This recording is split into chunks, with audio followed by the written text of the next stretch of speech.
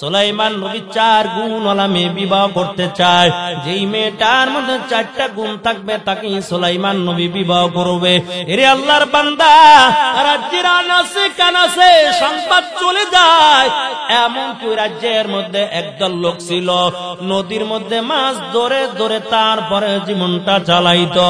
ওই জেলের কানের মধ্যে যখন সংবাদটা চলে গেল, একজন জেলে ছিল দিনদার, জেলের কানের মধ্যে যখন সংবাদ চলে গেল সুলাইমান পয়গম্বর 4 গুণওয়ালা মেয়ে বিবাহ করতে চায়, ওই জেলে চিন্তা করলা আমাকে যে আল্লাহ সুন্দরী রূপসী একটা মেয়ে দান করেছে, আমার মনে হয় আমার মেয়েটার মধ্যে আল্লাহ 4টা গুণ দান করেছে। সমাজের মধ্যে দেখা যায় অনেক বড় গরিব রিস্কা চালায়, কিন্তু তার সন্তানটা বড় আলেম হয়ে গেছে। অনেক মানুষ আছে মানুষের বাড়ি বদলা দিয়া খায়, কিন্তু মেয়েটা কোরআনের হাফেজা হয়ে গেছে। এরে আল্লাহর বান্দা, ওই যুবক যদিও নদীর মধ্যে মাছ ধরে ধরে জীবনটা চালায়, কিন্তু আল্লাহ তাআলার এমন একজন খাঁটি গোলাম, মেয়েটা আল্লাহর খাঁটি বান্দা হয়ে গেছে। সুলাইমান পয়গম্বরের কাছে মেয়েটা বিবাহ দেবে এমন খেয়াল নিয়েছে। এরে যুবক, তুমিও যদি সুলাইমানের মতো 4 গুণওয়ালা মেয়ে বিবাহ করতে পারো, আর শান্তির জন্য মাজারে যাওয়া লাগবে না, হুজুরের কাছে দোয়া চাওয়া লাগবে না, অটোমেটিক ভাবে তোমার ঘরের মধ্যে আল্লাহর দেওয়া রহমত নাজিল হতে থাকবে। কিন্তু আমরা তো দিনদার চাই না, আমরা চাই দুনিয়াদার। এই জন্য ঘরের মধ্যে শান্তি নাই। বিবাহ করার পরও টাকার মালিক হইছে, সন্তান আছে, ভালো চাকরি করে, খবর নিয়ে দেখবেন ওর ঘরের মধ্যে অশান্তির আগুন জ্বলতেছে। তার একমাত্র কারণ ঘরের মধ্যে দিন নাই, দুনিয়া দুনিয়া শুধু দুনিয়া। এরে আল্লাহর বান্দা, সুলাইমান পয়গম্বর বলে 4 গুণওয়ালা মেয়ে বিবাহ করব, যেই মেয়েটার মধ্যে 4টা গুণ থাকবে। ওই জেলে চিন্তা করলো আমার মেয়েটার মধ্যে আল্লাহ 4টা গুণ দান করলো। তবে বাড়ি চলে গেল, বিবির সঙ্গে পরামর্শ করল, রে বিবি, এই রাজ্যের বাদশা সুলাইমান পয়গম্বর 4 গুণওয়ালা মেয়ে বিবাহ করতে চায়, তবে আল্লাহ আমাকে যে সুন্দরী রূপসী একটা মেয়ে দান করেছে, আমার মনে হয় আমার মেয়েটার মধ্যে আল্লাহ 4টা গুণ দান করেছে। এর বিবি, তবে শুনো, আমি সুলাইমানের কাছে যাইব, আমার মেয়েটার বিয়ার প্রস্তাব নিয়ে যাইব। বিবি ডাক দেয়া বলে, স্বামী, না না, আমরা তো গরিব মানুষ, নদীর মধ্যে মাছ ধরে ধরে জীবনটা চালাই। সুলাইমান তো তামাম দুনিয়ার একজন বাদশা, সুলাইমানের কাছে বিয়ার প্রস্তাব নেওয়া দরকার নাই। জেলেও চিন্তা করলো আসলে তো কথা সত্য, কিন্তু আওয়াজটা যখন মেয়ের কানের মধ্যে চলে যায়, মেয়েটা ডাক দিয়া বলে, মা, চিন্তা করা লাগবে না, আমার বিয়ার প্রস্তাবে আমি সুলাইমানের কাছে পাঠাইব। কারণ যে আল্লাহ সুলাইমানকে তামাম দুনিয়ার বাদশা বানাইল, ওই আল্লাহ যদি চায় সুলাইমানের বিবি হিসাবে আমাকে কবুল করে নিতে পারে। এরা মুমিন মুসলমান, মেয়েটা একটা চিঠি লিখে সুলাইমানের কাছে পাঠায়, আর বলে, পয়গম্বর সুলাইমান, আপনি 4 গুণওয়ালা মেয়ে বিবাহ করতে চেয়েছেন, তবে আমার মধ্যে আল্লাহ তাআলা 4টা গুণ দান করেছে। ও পয়গম্বর সুলাইমান, আমি আপনার বিবি হতে চাই, তবে দুনিয়া টাকা পয়সার লোভে পড়ে না, দুনিয়ায় বড় বাদশাহী পালন করেন, এই জন্য বাদশার স্ত্রী হবে এই লোভে না। আমার দিলের মধ্যে এমন একটা আশা, কিয়ামতের ময়দানে আমি যেন একজন নবীর বিবি হইয়া আল্লাহর সামনে আমি যেন দাঁড়াতে পারি। সুলাইমানের কাছে বিয়ার প্রস্তাব চলে গেল। সুলাইমান পয়গম্বর সব মন্ত্রীদেরকে ডাকলো, ডাইকা বলে, আসো, 4 গুণওয়ালা মেয়ে পাইলাম, দেখো মেয়েটার বাড়ি কই, মেয়েটার ঘর কই। এই মেয়েটার মধ্যে 4টা গুণ আছে, আমি সুলাইমান এই মেয়েটাকে বিবাহ করতে চাই। একজন মন্ত্রী দাঁড়াইয়া বলে, বাদশা মহারাজ, কেমন করে আপনি মেয়েটাকে বিবাহ করবেন? কারণ এটা তো একটা জেলের মেয়ে, তার বাবাই তো নদীর মধ্যে মাছ ধরে ধরে তারপরে জীবনটা চালায়, কেমন করে আপনি একটা গরিবের মেয়েকে বিবাহ করবেন? এর আল্লাহর বান্দা সুলাইমান পয়গম্বর চিন্তা করলো, আসলে তো কথা সত্য, কেমন করে আমি একটা গরিবের মেয়েকে বিবাহ করব? না না, এটা কোনোদিন হতে পারে না। সুলাইমান পয়গম্বর আবার বললে, না, আমি গরিবের মেয়েকে বিবাহ করব না। এই বলে বিয়ার প্রস্তাবের চিঠিটা ছিঁড়িয়া টুকরা টুকরা করে জমিনের মধ্যে ফালাইয়া দেয়। কিন্তু কাজটা আল্লাহর কাছে বড় পছন্দ হয়ে যায়। আল্লাহ বলে, পয়গম্বর সুলাইমান, কেন আপনার দিলের মধ্যে এমন ভাবটা চলে আসলো? ও পয়গম্বর, টাকার মালিক বানাইলাম তো আমি আল্লাহ, ক্ষমতার মালিকও তো বানাইলাম আমি আল্লাহ, তবে আপনার দিলের মধ্যে এমন ভাবটা কেন চলে আসলো? এমন করে আল্লাহ তাআলা সুলাইমানের উপর পরীক্ষা শুরু করে দিলেন। আর যখন চিঠিটা ছিঁড়ে টুকরা টুকরা করে ওই জমিনের মধ্যে ফেলে দেয়, সংবাদটা যখন মেয়ের কানের মধ্যে যায়, মেয়েটা 2 রাকাত নামাজ আদায় করার পর আল্লাহর কাছে হাত দুইটা উঠাইয়া বলে, মালিক, সুলাইমান পয়গম্বর আমাকে বিবাহ করার জন্য রাজি হলো না। আয় আল্লাহ, তবে তোমার কাছে দোয়া করলাম, তুমি ওই সুলাইমানকে গরিব বানায়া আমাকে টাকার মালিক বানায়া সুলাইমানের বিবি হিসাবে তুমি কবুল করে নাও। মায়ার নবী যখন আরবের দেশে কালিমার দাওয়াতটা দেয়, ওই বেঈমানের দল আমার নবীর গায়ের মধ্যে পাথরগুলো বৃষ্টির মতো মারে আর ডাকতে বলে, দেখো ওই যে পাগল যায়। মায়ার নবী পিছে তাকাইয়া বলতো, শুনো, আমি নবী পাগল না, আমার মুখের বাণী শুনে নাও, তোমরা ইমানটা আনো, দুনিয়াও শান্তি, পরকালও তোমরা মুক্তি পাইয়া যাইবা। এরে আল্লাহর বান্দা, ওই আবু জাহেলের মাথা বড় গরম, ডাক দেয়া বলে, কেমন করে মুহাম্মদকে কতল করা যায়? কারণ এই নবীর চেহারার দিকে যখন তাকায়, বড় বড় বেঈমানেরা সাথে সাথে কালিমা পড়ে মুসলমান হয়ে যায়। মনে হয় মুহাম্মদ কোন জাদু বিদ্যার বড় পণ্ডিত, কারণ নবীর চেহারার দিকে তাকাইয়া কালিমাটা পড়ে নাই। এরে আল্লাহর বান্দা, সবাই মিলে গোল টেবিলে বৈঠক করলো, কয় মুহাম্মদকে দুনিয়া থেকে বিদায় করে দিব। গভীর রাত্রে মায়ের নবীর ঘরটা সুন্দর করে ঘেরাও করে ফেললো, আল্লাহর নবীকে কতল করে দিবে। জিবরাইল আমিন আইসা বলে, পয়গম্বর, আর মক্কার জমিনের মধ্যে আপনি থাকতে পারবেন না। ও পয়গম্বর, আপনি এখন ঘর থেকে বের হয়ে যান, আপনি মক্কা ছেড়ে হিজরত করে মদিনায় চলে যান।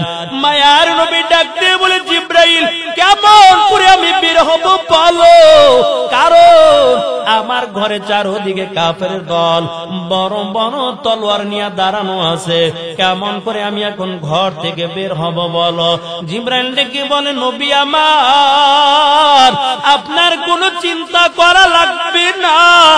ও পয়গম্বর, আপনি হাতের মুঠের মধ্যে এক মুষ্টি বালু নেবেন, কোরআনের আয়াতগুলো তেলাওয়াত করে করে ওই বালুর মধ্যে দম করিয়া বালুটা উপরের দিকে নিক্ষেপ করা দায়িত্ব হলো আপনার। আর এই বালুগুলো সমস্ত কাফের চোখের মধ্যে ঢুকিয়ে দেওয়ার দায়িত্ব হলো আমার আল্লাহ। وَمَكَرُوا وَمَكَرَ اللَّهُ اللَّهُ خَيْرُ الْمَاكِرِينَ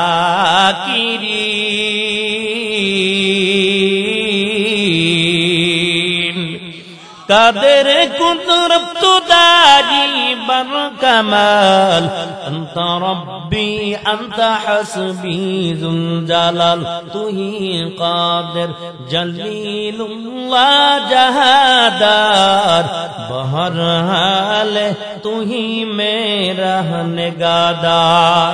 এর নবীর আশিকের দল আল্লাহর পয়গম্বর হাতের মুঠের মধ্যে বালু নিলেন, বালুর মধ্যে কোরআনের আয়াতগুলো তেলাওয়াত করিয়া মায়ার নবী বালুটা উপরের দিকে নিক্ষেপ করে দেয়, আর বাতাসের মাধ্যমে চোখের মধ্যে ঢুকে যায়। সব কাফেরের দল অস্ত্র শস্ত্র তুইয়া এখন শুধু 2 হাত দিয়া চোখ ডলে। জিব্রাইল বলে নবী আমার আপনার চিন্তা লাগবে না, ওই কাফেরের সামনে থেকে আপনি বের হয়ে যাবেন, আর 2টা চোখে আর আপনাকে দেখতে পারবে না, কারণ আল্লাহ তাআলা ওদের চোখের মধ্যে পর্দা ফালাইয়া দিছে। আল্লাহর নবী ওই কাফেরের সামনে থেকে বের হয়ে যায়, হাঁটতে হাঁটতে কাবা ঘরের দিকে চলে গেল। ওই কাবা ঘরের চাবিটা ছিল একটা কাফেরের হাতের মধ্যে। মায়ার নবী গভীর রাত্রে যখন কাবা ঘরের কিনারায় দাঁড়ায়, নজর করে দেখতে পায় ওই কাবা ঘরের চাবিটা নিয়ে কাফের বসে আছে। আল্লাহর নবী ডাক দেয়া বলে একটু তালা খুলে দাও, আমি 2 রাকাত নামাজ আদায় করে নিব, কারণ এই মক্কার জমিনের মধ্যে আর বুঝি থাকতে পারবো না ওই কাফের বেঈমানের দল। আল্লাহর নবীকে ডাক দেয়া বলে ও মুহাম্মদ তোমার জন্য কাবা ঘরের দরজা খোলা হবে না, তুমি কাবা ঘরের মধ্যে তোমাকে ঢুকতেও দেওয়া হবে না। মায়ার নবী বারবার অনুরোধ করলো, বলে একটু সুযোগ দাও, 2 রাকাত নামাজ আদায় করে আমি চলে যাব, আর বুঝি কাবা তোর কাছে আর আসতে পারবো না। কিন্তু কাফের ওই বেঈমান আমার নবীকে ধাক্কা দিয়া জমিনের মধ্যে ফেলে দেয়। আমার নবী আস্তে আস্তে করে আবার যখন মদিনার দিকে রওনা হয়, আর বারবার কাবা ঘরের দিকে নজর দিয়ে নবী কাঁদে, আর ডেকে ডেকে বলে ওরে কাবা আজকে তোমার থেকে আমি বিদায় নিলাম, আল্লাহ যদি তৌফিক দেয় একদিন আবার বিজয় বেশে আবার তোমার কাছে হাজির হয়ে যাব। এর নবীর আশিকের দল যুবক আল্লাহর পয়গম্বর গভীর রাত্রে হাঁটতে হাঁটতে আবু বকর ঘরের কিনারে দাঁড়িয়ে গেল। আস্তে করে ঘরের কিনারায় যাইয়া ডাক দিছে আবু বকর। ডাক দেওয়ার সাথে সাথে আবু বকর ঘরের দরজাটা খুলে দিল। মায়ার নবী ডেকে বলে আবু বকর এই গভীর রাত আস্তে করে তোমার ঘরের কিনারে আইসা আমি ডাক দিলাম, ও আবু বকর কেমন করে সাথে সাথে দরজাটা খুলে দিলা? আবু বকর ডেকে বলো নবী আমার 6 মাস আগে আপনি আমার কানের সঙ্গে মুখটা লাগাইয়া বলেছিলেন, রে আবু বকর এই মক্কার জমিনের মধ্যে বুঝি আর বেশি দিন থাকতে পারবো না, তবে আল্লাহ যেদিন হুকুম করবে মক্কা ছেড়ে হিজরত করে মদিনায় চলে যাব, তবে আবু বকর হিজরতের রাতে তুমি আমার সাথী হয়ে যাইবা। ও নবী আমার এই 6 মাস হয়ে গেল আমি আবু বকর বিছানার সঙ্গে পিঠটা লাগাই না, সারা রাত্র দরজার সঙ্গে টেক লাগাইয়া লাগাইয়া দাঁড়াইয়া থাকি।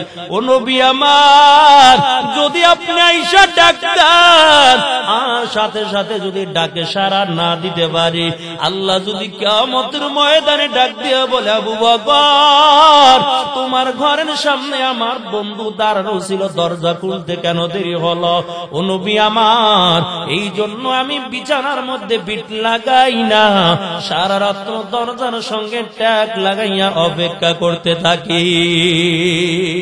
আশকারাম মিল্লাত মাযহাব জুদাস, আশকারা মিল্লাত মাযহাব খুদাস, মিয়ানে আশাক মাশুকরা মজিস কিরামান কাতিবিন রাখাম খবর নিস। এরে আল্লাহর গোলাম ওই আবু বকর ডেকে ডেকে বলে ও পয়গম্বর শুধু আমি একা ঘুমাই না এমনটা না, আমার মেয়ে আসমাও ঘুমায় না, সারা রাত্র নাস্তা বানাইয়া শুধু আপনার জন্য অপেক্ষা করতে থাকে। ও নবী আমার শুধু তাই নয়, বাহনের জন্য একটা উট রেখে দিলাম, ওই উটটা পথের দিকে তাকাইয়া তাকাইয়া চোখের পানি ছেড়ে দিয়া কাঁদে। মায়ার নবী ডাক দিয়া বলে আবু বকর এত কষ্ট কি মানুষ করতে পারে? আবু বকর তোমাকে আজকে আমি কি দিয়া খুশি করব? আবু বকর ডাক দিয়া বলে নবী আমার আমি কিছুই চাই না, তবে আল্লাহর কাছে একটু আমার জন্য দোয়া করে দেন, আল্লাহ তাআলা যেন আমাকে কবুল করে নেয়। মায়ার নবী আল্লাহর কাছে দোয়া করার বলে মালিক আবু বকরের হিজরতের রাতে আজকে আমার সঙ্গে সফর শুরু হয়ে গেল, এই সফর দুনিয়ায় শেষ হবে না, আয় আল্লাহ এই সফর তুমি জান্নাত পর্যন্ত পৌঁছাইয়া দিও। এর নবীর উম্মতের দল ওই আবু বকরকে নিয়ে মায়ার নবী পথ চলতেছে। চলতে চলতে জাবালে সুরের কিনারায় চলে গেল। ওই জাবালে সুর কত বড় একটা পাহাড়। এখনো যারা আরব দেশে মানুষ হজ করার জন্য যায়, ওই জাবালে সুর পাহাড় দেখার জন্য চলে যায়। আরাফার ময়দানে চলে যায়, ওই হেরা গুহা দেখার জন্য চলে যায়। এরে মুমিন মুসলমান, ওই তায়েফের ময়দানে চলে যায়, যেই ময়দানের মধ্যে আমার নবীকে কষ্ট দিয়েছে। এরে আল্লাহর বান্দা, আল্লাহর নবী আবু বকরকে নিয়ে যখন মদিনার দিকে রওনা হয়, ওই জাবালে সুরের মধ্যে চলে গেল। ওই সুরের গুহার মধ্যে আল্লাহর পয়গম্বর এবং আবু বকর দুইজন মিলে ওই গুহার মধ্যে অবস্থান করলো। মায়ার নবী ডাক দেয়া মানে, আবু বকর সফরে বড় দুর্বল হয়ে গেলাম, আমরা এই গুহার মধ্যে আমরা অবস্থান নিব। আল্লাহর পয়গম্বরের কথা শোনার পর আবু বকর ডাক দেয়া বলে, নবী আমার, আপনি আগে ঢুকবেন না, কারণ এই গুহাটা বড় অন্ধকার দেখা যায়। এমন হতে পারে কোন সাপ বিচ্ছু থাকতে পারে। আমি আবু বকরের জীবন থাকতে আপনার নবীর গায়ের মধ্যে কষ্ট লাগতে দিব না। এরে আল্লাহর গোলাম, আবু বকর গুহার মধ্যে ঢুকে যায়। নজর করে দেখতে পায় ছোট্ট ছোট্ট গর্ত দেখা যায়। একটা চাদর ছিল ছিঁড়ে টুকরা টুকরা করিয়া ওই গর্তের মুখগুলো বন্ধ করে দিল। এরে মুমিন মুসলমান, বাকি একটা গর্তের মুখ বন্ধ করার জন্য আর কাপড় নাই। পায়ের গোড়ালিটা দিয়া আবু বকর চেপে ধরলো, আর মায়ার নবী আবু বকরের রানের মধ্যে মাথা দিয়া ঘুমায়। এরে আল্লাহর বান্দা, ওদিক থেকে গর্তের ভিতর থেকে একটা সাপ বারবার আবু বকরের পায়ের মধ্যে আঘাত করে। আর কেমন জানি বুঝাতে চায়, রে আবু বকর একটু পায়ের গোড়ালিটা একটু সরাও, আমি একটু বেতিম নবীর চেহারা একটু মন ভরে ভরে দেখব। কিন্তু আবু বকর পায়ের গোড়ালিটা সরায় না। হঠাৎ করে ওই সাপটা আবু বকরের পায়ের মধ্যে কামড় দিয়ে দেয়, আর মায়ার নবী আবু বকরের রানের মধ্যে মাথা দিয়া ঘুমায়। আবু বকরের পায়ের মধ্যে যখন সাপটা কামড় দিয়ে দিল, আর বিষের যন্ত্রণা সইতে পারে না, পুরো শরীরটা কালো হয়ে গেল। আবু বকরের চোখ বেয়ে পানির ফোঁটা পড়ে। একটা পানির ফোঁটা আমার নবীর চেহারায় পড়ে গেল। নবী তাকাইয়া দেখে আবু বকর কান্না করে। আল্লাহর পয়গম্বর ডেকে বলে, আবু বকর, আমার মনে হয় তোমার বাড়ির কথা মনে পড়ে গেছে, তুমি কেন কাঁদো? আবু বকর ডাক দেয়া বলে, নবী আমার, না না, আমার বাড়ির কথা মনে পড়ে নাই। নবী বলে, তবে কেন কাঁদো? আবু বকর বলে, পয়গম্বর, এই গর্তের ভিতর থেকে একটা সাপ আমাকে কামড় দিয়েছে, একটু দেখেন, আমার পুরা বিশেষ শরীরটা পুরা কালো হয়ে গেল। ওই বিশেষ যন্ত্রণা আমি সইতে পারি না। আল্লাহর নবী বলে, একটু পায়ের গোড়ালিটা সরাও। যখন পায়ের গোড়ালিটা সরায়, নবী বলে, বলো কোন জায়গায় কামড় দিয়েছে? আল্লাহর নবীকে যখন দেখাইয়া দিল, আল্লাহর পয়গম্বর হাতের মধ্যে একটু লালা নিয়ে ওই জায়গার মধ্যে যখন লাগাইয়া দেয়, সাথে সাথে পুরো শরীরের 20 মুহূর্তের মধ্যে পানি হয়ে যায়। এরে নবীর আশিকের দল যুবক, আল্লাহর পয়গম্বর ডাক দিয়ে বলে, আবু বকর, আর চিন্তা করা লাগবে না, সাপের বিষ থাকবে না। হঠাৎ করে ওই গর্তের ভিতর থেকে একটা সাপ বেরিয়ে আসলো।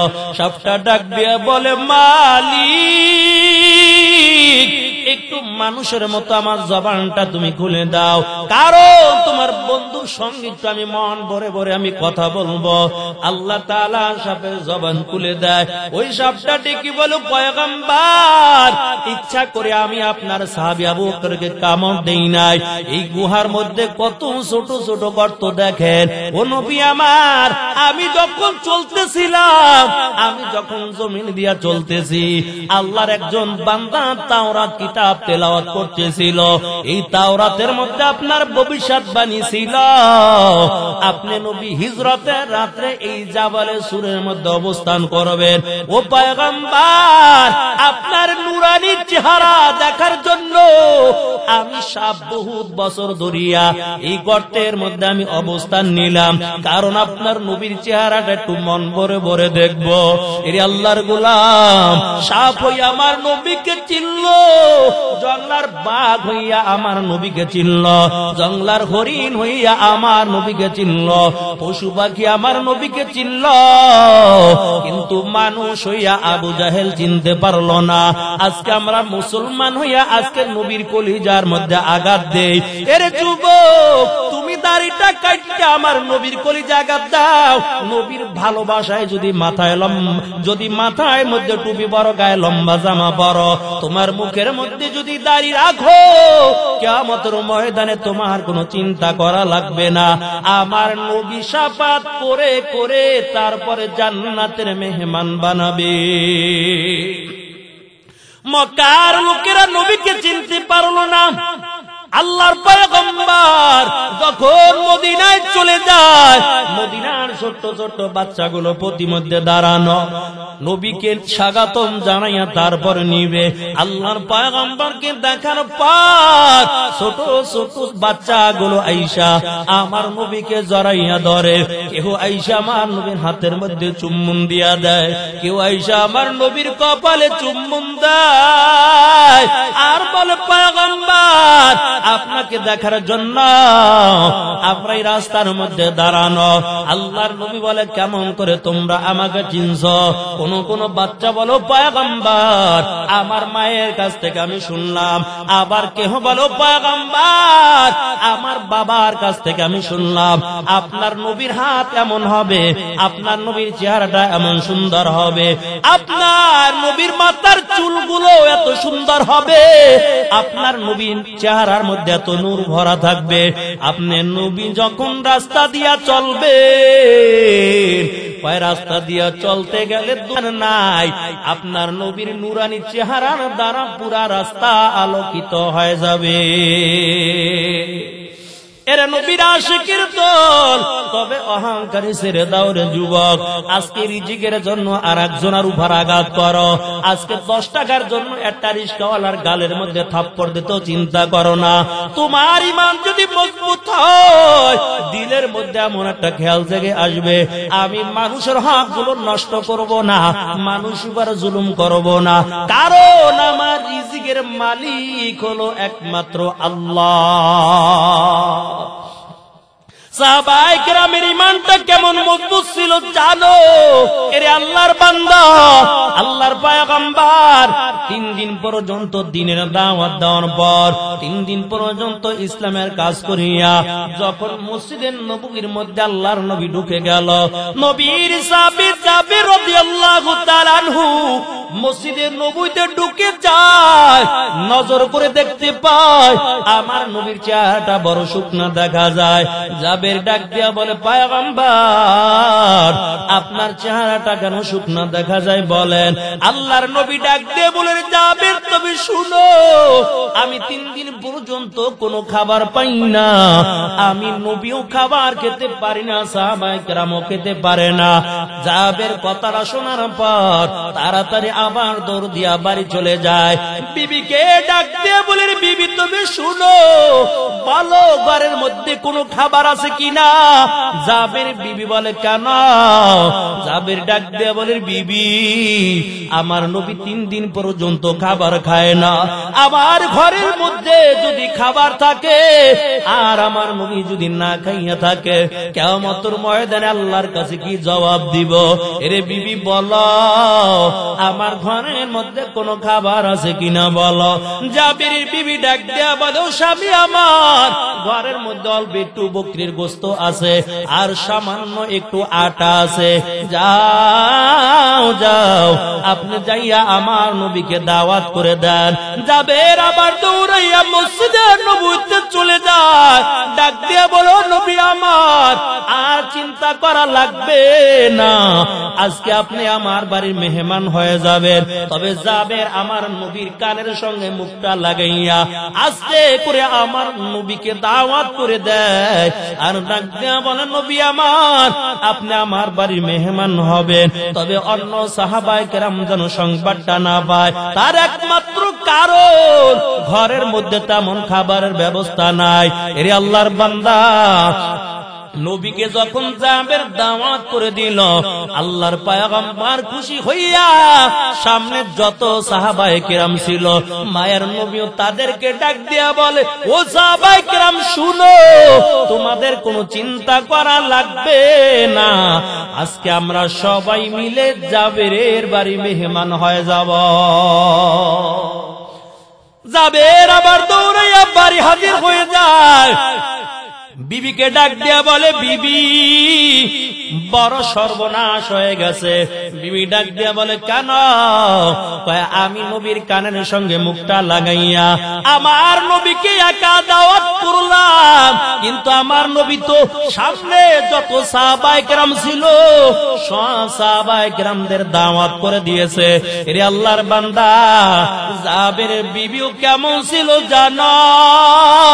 জাবের বিবি ডেকে ডেকে বলে, ও স্বামী আমার আপনার কোনো চিন্তা করা লাগবে না, কারণ আপনি বুঝে শুনে আমার নবীকে দাওয়াত করেছেন, আমার নবীও বুঝে শুনে তার বড় সাহাবীদের দাওয়াত দিয়েছেন, আপনার কোনো চিন্তা করা লাগবে না।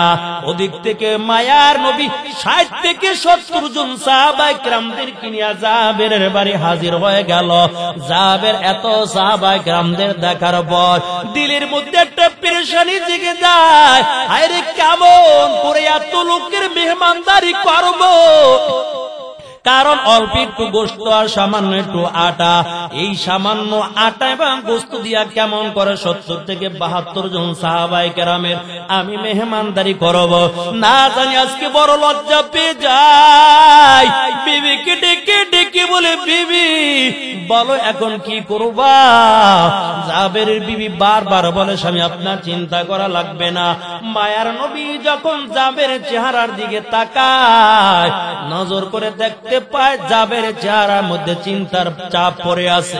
আল্লাহর নবী ডাক দিয়া বলে, ওরে জাবের কেন তুমি চিন্তা করতেছো? বলো, তোমার কোনো চিন্তা করা লাগবে না, তুমি যেই পাত্রের মধ্যে গোশত রেখেছো ওই পাত্রের মুখটা ঢেকে তুমি আমি নবীর হাতের মধ্যে দাও, আর যেই পাত্রের মধ্যে তুমি রুটি রেখেছো ওই পাত্রের মুখটাও ঢেকে তুমি আমি নবীর হাতের মধ্যে দাও। জাবের তাড়াতাড়ি ঘরের মধ্যে চলে যায়, গোশত এবং রুটির পাত্র ঢেকে আমার নবীর হাতের মধ্যে দেয়। আল্লাহর পয়গম্বর রুটি এবং গোশত উঠায় একজন সাহাবায়ে কেরামদেরকে দেয়, পেট ভরে ভরে সাহাবায়ে কেরাম রুটি আর গোশত খায়। আল্লাহর পয়গম্বর রুটি আর গোশত খাওয়ার পর জাবেরকে ডাক দেয়া বলে, রে জাবের এই গোশতের পাত্র নিয়ে ঘরে চলে যাও, কারণ এখন যে গোশত আছে আর রুটি আছে তুমি খাও, তোমার সন্তানদেরকে দাও, তোমার বিবিকে দাও।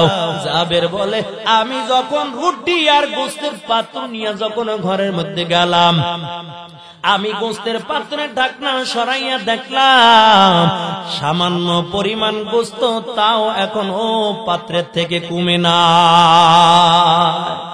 এর নবীর আশিকের দল, ওই নবীর হাতের মধ্যে কেমন বরকত জানো? আল্লাহর পয়গম্বরের হাতের মধ্যে এমন বরকত, তোমার ঈমান যদি মজবুত করে নাও তোমার রিজিকের চিন্তা করা লাগবে না, কারণ আল্লাহ রিজিক দান করবেন।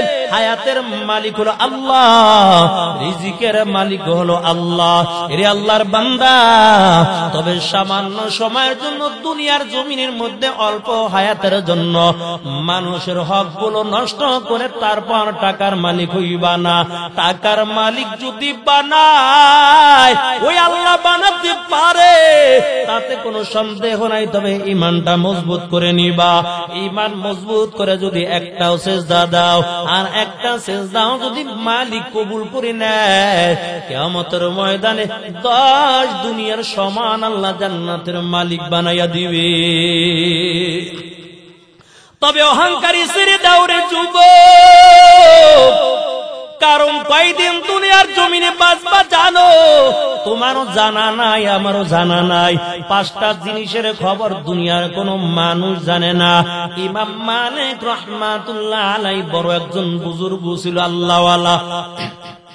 ইমাম মালিক তার জীবনটা মদিনায় কাটায়, যেই মদিনার জমিনের মধ্যে পা দুইটা সোজাও করতেন না। কারণ ইমাম মালিক বলে, আমি যেই জায়গায় কদমটা ফালাই আমার মনে হয় ওই জায়গার মধ্যে আল্লাহর পয়গম্বরের কদম পড়ে গেছে।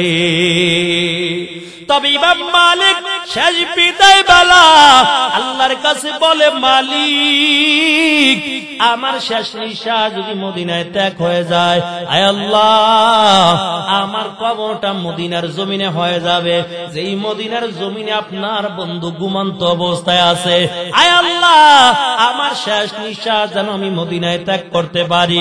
তবে দিলের মধ্যে আবার খেয়াল জেগে গেল, আরে আবার যদি আমার হায়াত কতদিন বাকি আছে যদি জানতে পারতাম, তাহলে আবার একটু আল্লাহর ঘর বাইতুল্লাহটা আবার একটু দেখার জন্য যাইতাম। কারণ ওই বাইতুল্লাহর দিকে যখন বান্দা তাকায়, সাথে সাথে আমলনামার মধ্যে আল্লাহ তাআলা নেকি দান করে দেয়। আরে আল্লাহর গোলাম ও মুমিন মুসলমান, ইমাম মালিক চিন্তা করতে করতে ঘুমিয়ে গেল। তবে হায়াত আর কয়দিন বাকি আছে জানা নাই। যদি একটু জানতে পারতাম, আমার একটু মদিনায় মক্কায় চলে যাইতাম, আল্লাহর ঘরটা আমার একটু মন ভরে ভরে দেখে আসতাম। কিন্তু ইমাম মালিক এমন পেরেশানি নিয়ে যখন ঘুমিয়ে গেল, রাত্রে মায়ার নবী স্বপ্নের মাধ্যমে দেখায়, ওই ইমাম মালিক তবে তোমার দিলের মধ্যে কেন এত পেরেশানি দেখা যায়? ইমাম মালিক ডাক দেয়া বলা, পয়গম্বর যদি জানতে পারতাম আমার হায়াত কতদিন বাকি আছে, ওই বাইতুল্লাহ আল্লাহর ঘর আবার একটু দেখার জন্য যাইতাম। তবে বলেন আমার হায়াত আর কতদিন বাকি আছে? আল্লাহর পয়গম্বর ডাক দিয়ে বলি, ইমাম মালিক তবে আমার হাতের দিকে তুমি তাকাও। ইমাম মালিক যখন নবীর হাতের দিকে তাকাইল, আল্লাহর পয়গম্বরকে জিজ্ঞাসা করলো, হায়াত কতদিন বাকি আছে? নবী হাতের দিকে তাকাইতে বলে 5টা আঙ্গুল দেখাইয়া দিলেন। আবার আল্লাহর পয়গম্বর চলে গেলেন। ইমাম মালিকের ঘুম ভেঙে যায়। ঘুমের থেকে ওঠার পর দিলের মধ্যে আরো বড় পেরেশানি বেড়ে যায়। আমার নবীর কাছে জানতে চাইলাম আমার হায়াত আর কতদিন বাকি আছে। নবী 5 আঙ্গুল দেখাইলো। 5 আঙ্গুল দেখাইয়া কি বুঝাইলো? হায়াত কি 5 দিন বাকি আছে, নাকি 5 মাস বাকি আছে, না 5 বছর বাকি আছে? কিছুই বুঝলাম না। তবে স্বপ্নের ব্যাখ্যা কে করতে পারে? ওই জামানার মধ্যে ইবনে সিরিনের কাছে খাদেমকে পাঠাইলো, ওরে খাদেম যাও যাও, ইবনে সিরিনের কাছে চলে যাও, আমার স্বপ্নের ব্যাখ্যা নিয়ে আসবা। আল্লাহর পয়গম্বর 5 আঙ্গুল দেখাইয়া কি বুঝাইলেন? আমার হায়াত কি 5 বছর বাকি আছে কিনা? তবে কে স্বপ্নে দেখছে নাম বলবা না। খাদেম যখন ইবনে সিরিনের দিকে চলে যায়, বলে স্বপ্নের ব্যাখ্যা করেন। আল্লাহর একজন বান্দা স্বপ্নে দেখলো মায়ার নবীকে, আর জানতে চাইলো হায়াত কতদিন বাকি আছে। নবী 5 আঙ্গুল দেখাইয়া চলে গেলেন। হায়াত কি 5 দিন বাকি আছে, না 5 বছর বাকি আছে? বলেন। ইবনে সিরিন বলে, বলো এই স্বপ্ন কে দেখছে বলো। খাদেম ডাক দিয়া বলে, নাম বলা যাবে না।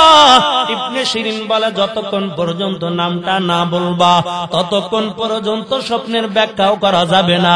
তবে রে খাদেম শুনো, আমার দিলে সাক্ষী দেয়, এই স্বপ্ন এই জামানার বড় ওলি কামেল ইমাম মালিক ছাড়া অন্য আর কেহ দেখতে পারে না। আউলিয়ারা কারে উকবা ইখতিয়ার, জাহেলারা কারে দুনিয়া ইখতিয়ার। মাইলে মুমিন সুয়ে মুমিন মিশাওয়াত, মাইলে কাফের সুয়ে কাফের মিশাওয়াত। এক জামানা সুবতে বা আউলিয়া, বেহতার আজ সদ সালে তাআত বেনিয়া। এর নবীর আশিকির দল, তবে অহংকারী ছেড়ে দাও রে যুবক, টাকা পুনি ছেড়ে দাও, ক্ষমতা পাইয়া অহংকারী করবা না, ক্ষমতা পাইয়া মানুষ উপর জুলুম করবা না, ইমানটা মজবুত করে আমল করবা, অল্প আমল আল্লাহ তাআলা কবুল করে নেবে। এর আল্লাহর বান্দা, ওই নমরুদকে আল্লাহ ক্ষমতা কম দেয় নাই, ফেরাউনকে আল্লাহ ক্ষমতা কম দেয় নাই। যখন ফেরাউন বলেছে আনা রব্বুকুমুল আলা, আল্লাহ দুনিয়ার জমিনের মধ্যে ধ্বংস করে দিয়েছে। এরে মুমিন মুসলমান আল্লাহর গোলাম, আবার ক্ষমতা দান করেছে সুলাইমান পয়গম্বরকে আল্লাহ ক্ষমতা দান করেছে। যেই সুলাইমানকে আল্লাহ তাআলা বাংলাদেশের মতন বাদশাহী দান করে নাই, আল্লাহ তাআলা তামাম দুনিয়ার বাদশাহী সুলাইমান নবীকে দান করেছেন। সুলাইমান পয়গম্বর রাজত্ব চালায়, যখন ক্ষমতার মধ্যে সুলাইমান নবী বসে গেল, রাজ্যের মধ্যে একটা ঘোষণা দিয়া দেয়, সুলাইমান নবী 4 গুণওয়ালা মেয়ে বিবাহ করতে চায়। যেই মেয়েটার মধ্যে 4টা গুণ থাকবে তাকে সুলাইমান নবী বিবাহ করবে। এরে আল্লাহর বান্দা, রাজ্যের আনাসে কানাসে সংবাদ চলে যায়। এমনকি রাজ্যের মধ্যে একদল লোক ছিল, নদীর মধ্যে মাছ ধরে ধরে তারপরে জীবনটা চালাইতো। ওই জেলের কানের মধ্যে যখন সংবাদটা চলে গেল, একজন জেলে ছিল দিনদার, জেলের কানের মধ্যে যখন সংবাদ চলে গেল সুলাইমান পয়গম্বর 4 গুণওয়ালা মেয়ে বিবাহ করতে চায়, ওই জেলে চিন্তা করলো, আমাকে যে আল্লাহ সুন্দরী রূপসী একটা মেয়ে দান করেছে, আমার মনে হয় আমার মেয়েটার মধ্যে আল্লাহ 4টা গুণ দান করেছে। সমাজের মধ্যে দেখা যায় অনেক বড় গরিব রিস্কা চালায়, কিন্তু তার সন্তানটা বড় আলেম হয়ে গেছে। অনেক মানুষ আছে মানুষের বাড়ি বদলা দিয়া খায়, কিন্তু মেয়েটা কোরআনের হাফেজা হয়ে গেছে। এরে আল্লাহর বান্দা, ওই যুবক যদিও নদীর মধ্যে মাছ ধরে ধরে জীবনটা চালায়, কিন্তু আল্লাহ তাআলার এমন একজন খাঁটি গোলাম, মেয়েটা আল্লাহর খাঁটি বান্দা হয়ে গেছে। সুলাইমান পয়গম্বরের কাছে মেয়েটা বিবাহ দিবে এমন খেয়াল নিয়েছে। এরে যুবক, তুমিও যদি সুলাইমানের মতো 4 গুণওয়ালা মেয়ে বিবাহ করতে পারো, আর শান্তির জন্য মাজারে যাওয়া লাগবে না, হুজুরের কাছে দোয়া চাওয়া লাগবে না, অটোমেটিক ভাবে তোমার ঘরের মধ্যে আল্লাহর দেওয়া রহমত নাজিল হতে থাকবে। কিন্তু আমরা তো দিনদার চাই না, আমরা চাই দুনিয়াদার। এই জন্য ঘরের মধ্যে শান্তি নাই। বিবাহ করার পরও টাকার মালিক হইছে, সন্তান আছে, ভালো চাকরি করে, খবর নিয়ে দেখবেন ওর ঘরের মধ্যে অশান্তির আগুন জ্বলতেছে। তার একমাত্র কারণ ঘরের মধ্যে দিন নাই, দুনিয়া দুনিয়া শুধু দুনিয়া। এরে আল্লাহর বান্দা, সুলাইমান পয়গম্বর বলে 4 গুণওয়ালা মেয়ে বিবাহ করব, যেই মেয়েটার মধ্যে 4টা গুণ থাকবে। ওই জেলে চিন্তা করলো, আমার মেয়েটার মধ্যে আল্লাহ 4টা গুণ দান করলো। তবে বাড়ি চলে গেল, বিবির সঙ্গে পরামর্শ করলো, রে বিবি, এই রাজ্যের বাদশা সুলাইমান পয়গম্বর 4 গুণওয়ালা মেয়ে বিবাহ করতে চায়, তবে আল্লাহ আমাকে যে সুন্দরী রূপসী একটা মেয়ে দান করেছে, আমার মনে হয় আমার মেয়েটার মধ্যে আল্লাহ 4টা গুণ দান করেছে। এর বিবি, তবে শুনো, আমি সুলাইমানের কাছে যাইব, আমার মেয়েটার বিয়ার প্রস্তাব নিয়ে যাইব। বিবি ডাক দেয়া বলে, স্বামী, না না, আমরা তো গরিব মানুষ, নদীর মধ্যে মাছ ধরে ধরে জীবনটা চালাই। সুলাইমান তো তামাম দুনিয়ার একজন বাদশা, সুলাইমানের কাছে বিয়ার প্রস্তাব নেওয়া দরকার নাই। জেলেও চিন্তা করলো, আসলে তো কথা সত্য, কিন্তু আওয়াজটা যখন মেয়ের কানের মধ্যে চলে যায়, মেয়েটা ডাক দিয়া বলে, মা, চিন্তা করা লাগবে না, আমার বিয়ার প্রস্তাবে আমি সুলাইমানের কাছে পাঠাইব।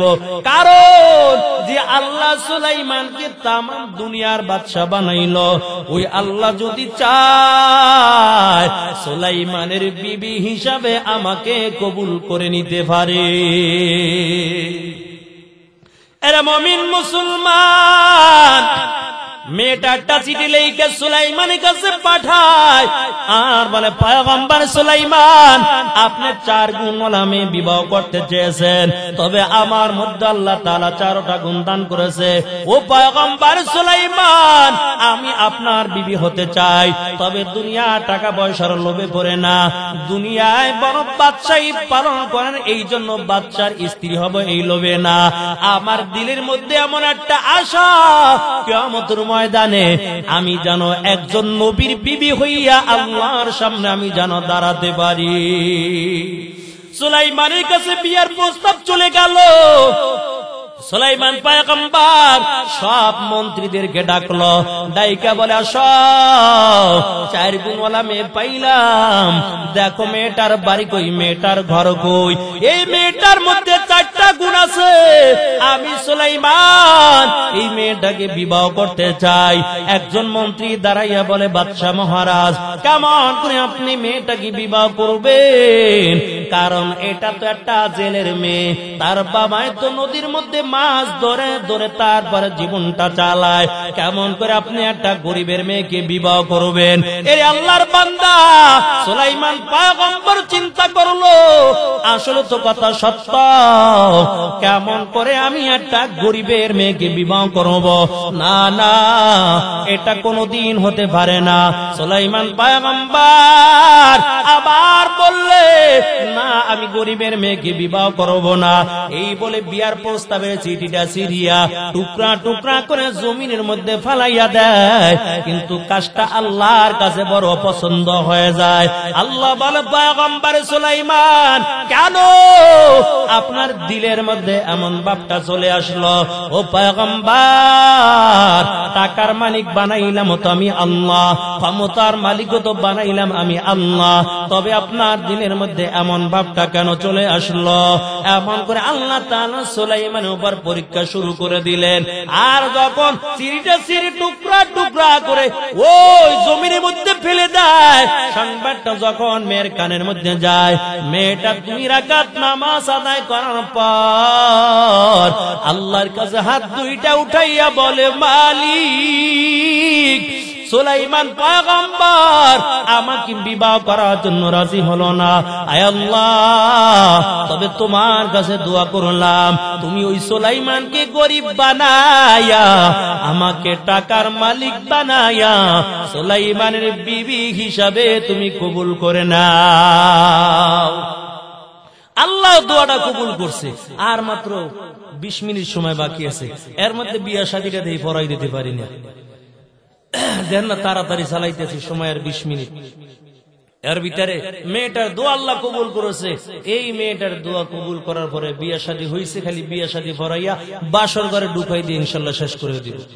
এর নবীর উম্মতের দল সুলাইমান পয়গম্বর উপর আল্লাহ তাআলার পরীক্ষা শুরু হয়ে গেল। কই কেমন পরীক্ষা? কই ওই যে একটা আংটি দিয়েছিল সুলাইমান পয়গম্বর, ইমান নবীর মুজিজা, এক এক নবীকে আল্লাহ এক এক ধরনের মুজিজা দান করেছে। মুসা নবীকে মুজিজা দিয়েছে হাতের মধ্যে লাঠি, লাঠি দিয়া যদি সাগরের পানির মধ্যে আঘাত করত, 2 পাশের পানি 2 দিকে ভাগ হইয়া মাঝখান থেকে রাস্তা হয়ে যাইত। ঈসা নবীকে আল্লাহ মুজিজা দান করেছে। আর আমাদের পয়গম্বরকে আল্লাহ 1টা 2টা মুজিজা দান করে নাই, কয় আমাদের নবীকে আল্লাহ কম পক্ষে 1000 মুজিজা দান করেছে।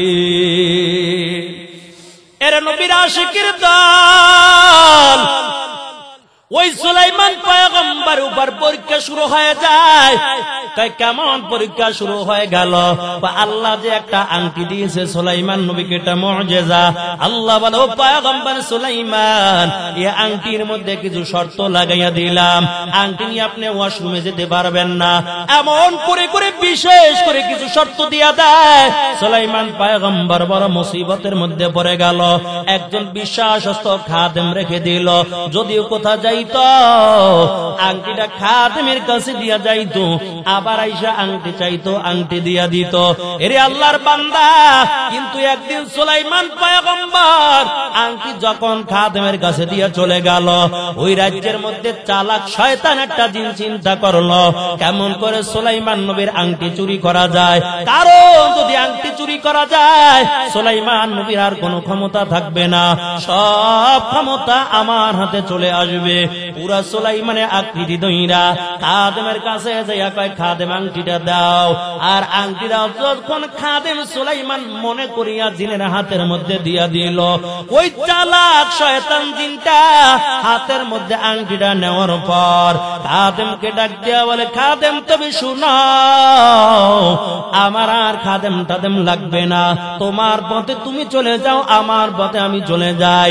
আমি এখন আংটি নিয়ে রাজসিংহাসনে চলে গেলাম। তবে শুনো, তোমাকে একটা নতুন সংবাদ শুনাইয়া দেই, এই রাজ্যের মধ্যে কিন্তু একজন নকল সুলাইমান বের হয়ে গেছে। পরে যেই জায়গার মধ্যে পাইবা ওই জায়গায় ভালো কইরা সাইজ করবা, নাইলে সমাজে বেজার লাগবে। এই জন্য আমাদের সমাজেও দেখা যায় আজকে ওলামায়ে কেরামের দাম নাই। ওলামায়ে কেরাম ময়দানে থাকলে বেজাল লাইগা যাইবে, হক কথা বলবে। আজকে সমাজের মধ্যে দাড়ি ফাঁকা মুরব্বীদের দাম নাই, আজকে সমাজের মধ্যে শিক্ষিত লোকের দাম নাই, আজকে সমাজের মধ্যে ভালো মানুষের দাম নাই।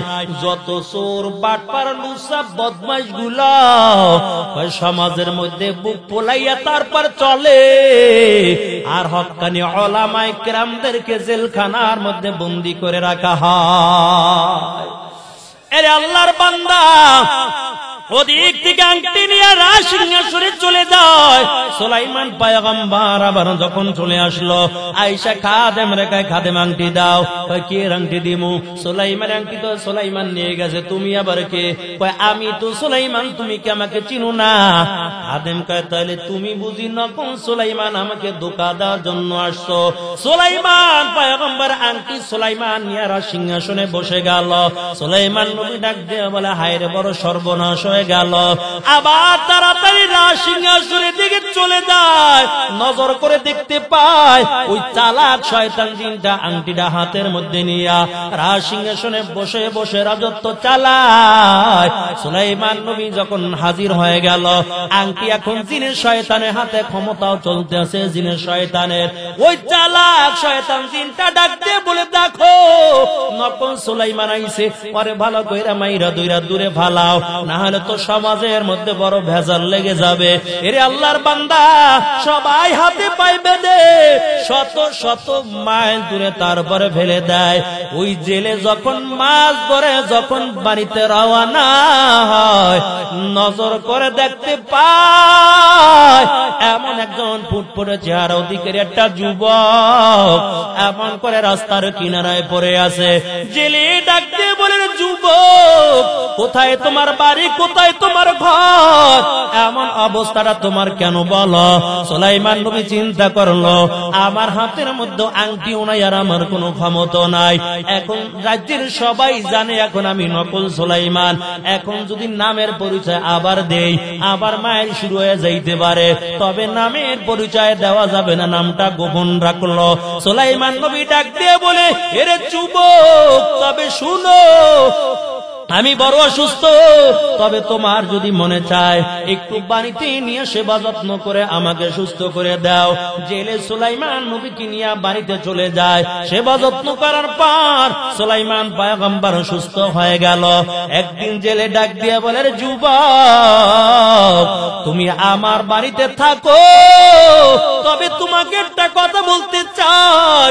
আমি গরিবের সন্তান, নদীর মধ্যে মাছ ধরে ধরে তারপরে জীবনটা চালাই। তবে তুমি যদি চাও আমার সঙ্গে মাছ ধরার জন্য, তুমি নদীতে যেতে পারো। সুলাইমান পয়গম্বর মাছ ধরার জন্য রাজি হয়ে গেল। এরে আল্লাহর বান্দা, সুলাইমান পয়গম্বর কি নিয়া যখন নদীর মধ্যে চলে গেল, কিন্তু অন্য দিনের তুলনায় ওই দিন তখন জেলে ডবল মাছ পেয়ে গেল। জেলে চিন্তা করলো, এই ছেলের কপালটা তো বড় ভালো, কারণ এই যে যুবককে নিয়ে নদীর মধ্যে মধ্যে মাছ ধরতে আইলাম, অন্য দিনের তুলনায় আজকে ডবল মাছ পেয়ে গেলাম। আবার পরে 3 মাছ ধরার জন্য আবার নদীতে চলে যায়, আবার ডবল মাছ পেয়ে যায়। জেলের আর বুঝতে বাকি নাই, এই ছেলে তো দিনদার একজন ছেলে, এটা খাঁটি একজন আল্লাহর বান্দা হবে, এই যুবককে ছাড়া যাবে না। জেলে ডাক দিয়া বলে, যুবক, তবে তুমি যদি চাও আমার সঙ্গে মাছ ধরে ধরে তারপর জীবনটা চালাইবা, আমার বাড়িতে থাকবা। সুলাইমান পয়গম্বর চিন্তা করলো, যাওয়ার যেহেতু আর কোনো জায়গা নাই, মাছ ধরার জন্য রাজি হয়ে গেল। 1 দিন আর 2 দিন না, পরে 1টা বছর পর্যন্ত মাছ ধরে ধরে জীবনটা চালায়। একদিন জেলে ডাক দিয়ে বলে, যুবক, তবে শুনো, তোমাকে একটা কথা বলতে চাই, আমার বাড়ি 1টা বছর থাকো, তবে তোমাকে আমার চেনার আর কোনো বাকি নাই। আরে যুবক, আমার দিলের মধ্যে বড় একটা তামান্না। সুলাইমান নবী ডাক দিয়া বলে, কি তামান্না বলেন? কয়, আমার সুন্দরী রূপসী একটা মেয়ে আছে, তুমি যদি রাজি হও আমার মেয়েটা তোমার সঙ্গে বিবাহ দিতে চাই। এরে আল্লাহর বান্দা, সুলাইমান পয়গম্বর রাজি হয়ে যায়। সুলাইমান পয়গম্বর রাজি হয়ে গেল, জেলেও রাজি হয়ে গেল। এখন জেলে বাড়িতে চলে গেল, কারণ বিবির অনুমতি ছাড়া তো কিছুই করা যাবে না। বাড়িতে যাইয়া বিবির সঙ্গে পরামর্শ করলো, আর ডাক দিয়ে বলে, বিবি, তোমার সঙ্গে একটা কথা বলতে চাই, তোমার মতামত আমি জানতে চাই। বলো, আমার বাড়িতে যে 1টা বছর যে যুবক কাজ করে করে তারপর জীবনটা চালায়, এর বিবি বলো, এই যুবকের ব্যাপারে তোমার কেমন ধারণা? জেলের বিবি ডাক দেয়া বলে, স্বামী আমার জীবনে এত ভালো মানুষ আর কোনদিন দেখি নাই, তবে আমার মনে হয় এটা হবে খাঁটি একজন আল্লাহর প্রিয় বান্দা। জেলে ডাকতে বলে, বিবি, তুমিও বলছো ভালো, আমিও তো দেখলাম ভালো, তবে আমার দিলের মধ্যে বড় একটা আশা। কয়, কি আশা? কয়, আমার মেয়েটা এই ছেলের সঙ্গে আমি বিবাহ দিতে চাই। জেলের বিবি কয়, না না, আমি বিবাহের মধ্যে রাজি নাই। কয়, কেন? তুমি তো বললা ছেলে ভালো, এখন কেন বিবাহের মধ্যে রাজি নাই? কয়, আমি তো গরিবের কাছে বিবাহ দিব না, আমি তো টাকাওয়ালা দেখা তারপর বিবাহ দিতে চাই। জেলে ডাকতে বলে, বিবি শুনো, যদিও টাকার মালিক না, তবে ছেলেটা দিনদার একজন পরহেজগার ছেলে, আমার মনে চায় আমার মেয়েটা ছেলের সঙ্গে বিবাহ দিব। কিন্তু বিবি রাজি হয় না, কারণ মহিলাদের মধ্যে দুনিয়ার 1 নাম্বার লোভ হলো টাকার জন্য। বড় মহিলারা পাগল, নারীদের মধ্যে 2টা জিনিসের মায়া বেশি, একটা হলো টাকার জন্য তারা বড় পাগল, 2 নাম্বার হলো স্বর্ণের জন্য বড় পাগল।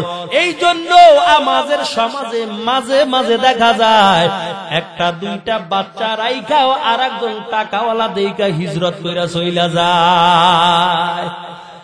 কই, কি রে, হিজরত কেন করছো? আরে আমার ভবিষ্যৎ আছে না, এই গরিবের সংসার আর কতদিন করবো, আমার ভবিষ্যতের জন্য আমি হিজরত করছি। সন্তানের দিকে তাকান, আর একজনের লগে ভেগে গেছে। মহিলাদের ভিতরে টাকার লোভ বেশি, অনেকের স্বামীও চাকরি করে, বিবিও চাকরি করে, তারপর ঘরের মধ্যে শান্তি নেই, বাম্পার কামায়, তারপর কামকে ভবিষ্যৎ আছে না, ভবিষ্যৎ জোটায়। স্বামীও চাকরি করে, বেতন পায় 20,000, ম্যাডাম চাকরি করে, বেতন 30,000। পাওয়ার কার বেশি? ম্যাডামের। মহিলারা যদি টাকার মালিক হয়, পাশে দিয়ে উঠতে পারবেন না, আপনারে মোটেও দাম দেবে না, কারণ মহিলাদের টাকার মালিক বানাইতে নাই। এরা পর্দায় থাকবে, স্বামীর খেদমত করবে, আল্লাহর হুকুম পালন করবে, অল্প আমল করবে, আল্লাহ কিয়ামতের ময়দানে নাজাতের ফয়সালা করে দিবে। কিন্তু বিবিও চাকরি করে, স্বামীও চাকরি করে, এই বিবি দিয়ে তো বেটা জীবনও সুখ শান্তি পায় না। স্বামী প্রতিদিন বাড়ি আইসা ঘরটা সুন্দর করে গুছায়। একদিন চিন্তা করলাম, কি ব্যাপার, আমাকে নাকি বোকা পাইলো, আমি প্রতিদিন অফিস থেকে আইসা ঘরটা সুন্দর করে গুছাই, রান্না বান্না করি, আমার বিবি সন্ধ্যা বেলা আইসা আরি মোটা হাতের মধ্যে নিয়ে টিভি দেখে, আরামে খায় আর ঘুমায়। তবে আজকে আর কিছুই করব না, চুপচাপ। সন্ধ্যাবেলা বিবি অফিস থেকে মেজাজ গরম, কি ব্যাপার স্বামী, ঘরটাও গুছালো কেন? স্বামী বেচারা ডাক দিয়ে বলে বিবি শুনো, গরম আওয়াজে স্বামীর সঙ্গে কথা বলবা না, চোখ রাঙা করে স্বামীর সঙ্গে কথা বলবা না।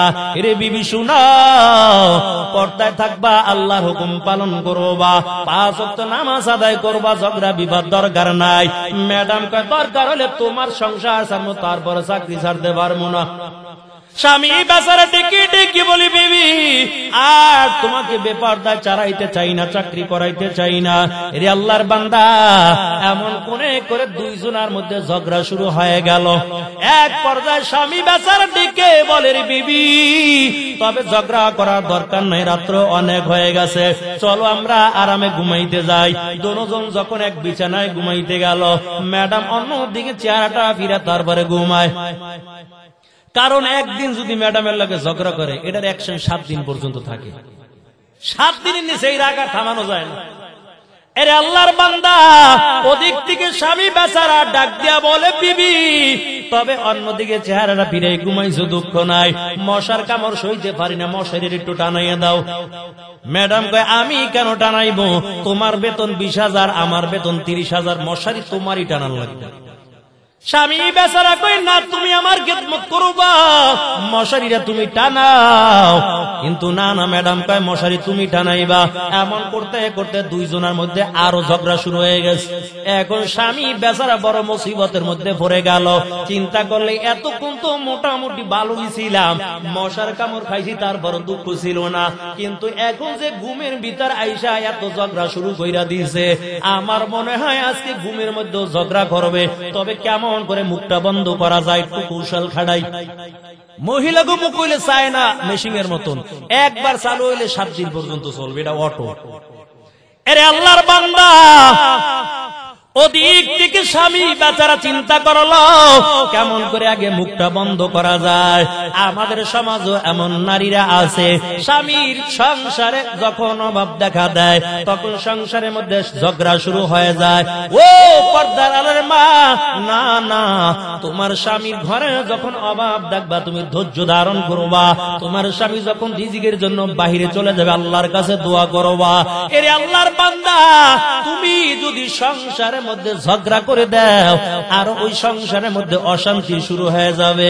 কারণ হলো মহিলা গো মাথা সবসময় গরম থাকে, টেম্পার 102 ডিগ্রি বাইরে যায়।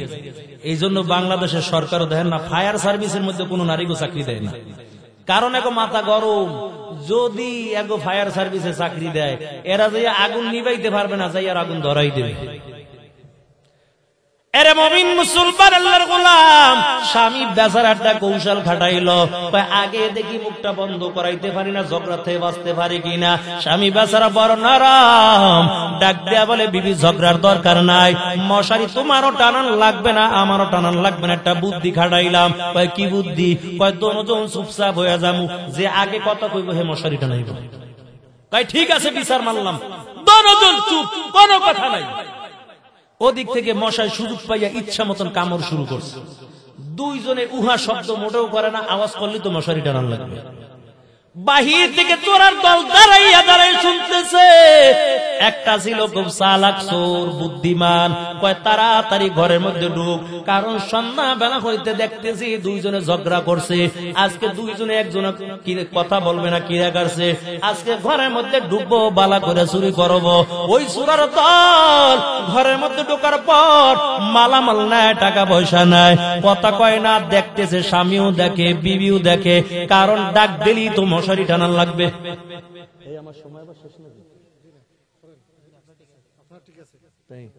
আর 10 মিনিট খালি বিয়েটা পরে কি বাসর করে দিই,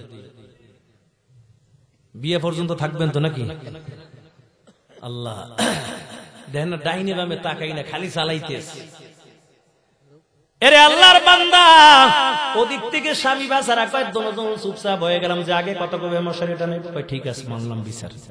মহিলারা পারবে চুপ থাকতে? ওই চোরার দল ঘরের মধ্যে ঢোকার পর মালামাল নেয়, স্বর্ণকর্ণ নেয়, স্বামীও দেখে, বিবিও দেখে, ডাক দেয় না, কথা কইলি তো মশারি টানান লাগবে। সব চোরার দল মালামাল গুলো গাঠটির মধ্যে বাঁধার পর একটা ছিল গ্রামে বলো শেষরা চোর, কয়েক বিদায় বেলা দেখি রামসি কি বালা করে খাইয়া লই। আজকে আর দুইজনে ঝগড়া করে আজকে আরামে ঘুমাইতেছে, ঘুমাও, আজকে দেখি কথা এরা বলবে না, তবে রামসি কি খাইয়া লই। সুন্দর করে মাছ ভাজি করে রাখছে, ভাই তাড়াতাড়ি খা। খাইয়া লইয়া পাতিল দুইটাও গাঠের মধ্যে ল। আমার মনে হয় গত মাসের বেতন পাইয়া পাতিল কিনছে নতুন, দেখা যায় পাতিল দুইটাও গাঠের মধ্যে বাইদা যখন রওনা হয়, ওই বিবি ডাক দিয়ে বলে, ও চোরার দল, টাকা পয়সা স্বর্ণ গর্ণ নিছো কিচ্ছু বলি নাই, তবে তাড়াতাড়ি আমার পাতিল দুইটা রাইখা যা। স্বামী কয়, কিল্লিগা কথা কইছো, আগে তাড়াতাড়ি মশারিটা টানা। চাকা গোল, পয়সা গোল, গোল আলু গোল, এর চেয়ে বেশি গোল মনের গন্ডগোল, কথা বলেন ঠিক কিনা? চাকা গোল, পয়সা গোল, গোল আলু গোল, এর চেয়ে বেশি গোল মনের গন্ডগোল। নিম তিতা, নিন্দা তিতা, আরো তিতা খর, এর চেয়ে বেশি তিতা 203-এর ঘর। বারণ বাড়াই করলে দিলে রহমত আসে না, নিজেকে নিজে ছোট মনে করি সাধা। উঁচু জায়গার পানি যেমন নিচু জমিনে যায়, তেমনি আল্লাহর রহমত আসে নম্রতার হৃদয়। ফেরাউনের লাশটা দেখো মিশর জাদু ঘরে, খায় না কোনো পোকা মাকড়, সবাই ঘৃণা করে। তরকারি মতো তরকারি হলে অল্প জালে সিজে, বুদ্ধিমান মানুষ হলে ইশারাতে বুঝে।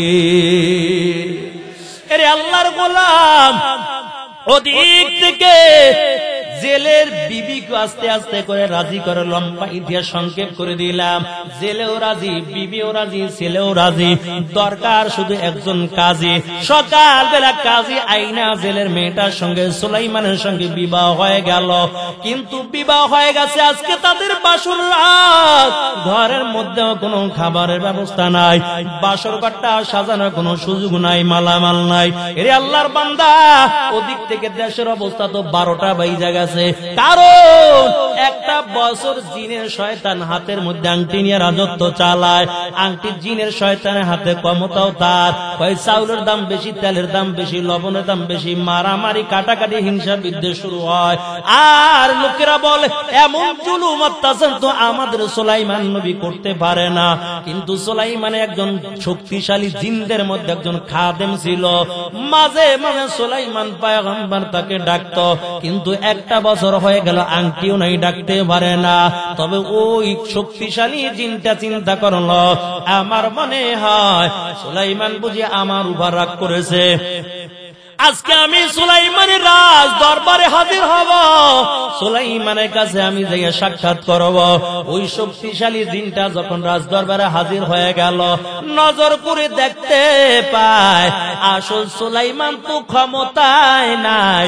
এত জিনদের মধ্যে বড় একটা বাটপার বসে বসে ক্ষমতা চালায়। কয় চোরে চোর চিনে, ডাকাইতে ডাকাই চিনে, ভালো মানুষ ভালো মানুষ চিনে, আর জমিনের মধ্যে আল্লাহ ওয়ালারা আল্লাহ ওয়ালা চিনে, কথা বলেন ঠিক কিনা? এরে আল্লাহর বান্দা, ওই খাদেম জিনটা ডাক দিয়া বলে, বলো আমাদের সুলাইমান নবী কই, তুমি কেন রাজ সিংহাসনে বসা?